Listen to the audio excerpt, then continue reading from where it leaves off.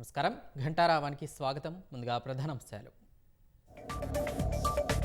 NEET PG 2024 పరీక్షా schedule విడుదల. August 11న 2 షిఫ్టుల్లో నిర్వహణ.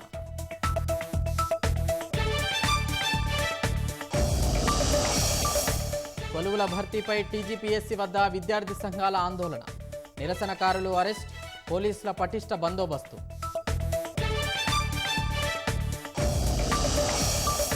నిరుద్యోగుల హక్కులను ప్రభుత్వం కాలరాస్తోందన్న భారాస. విద్యార్థుల డిమాండ్లను వెంటనే పరిష్కరించాలని డిమాండ్.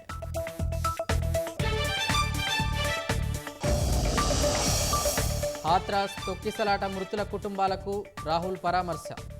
కాంగ్రెస్ తరపున బాధితులకు సాయం చేస్తామని హామీ.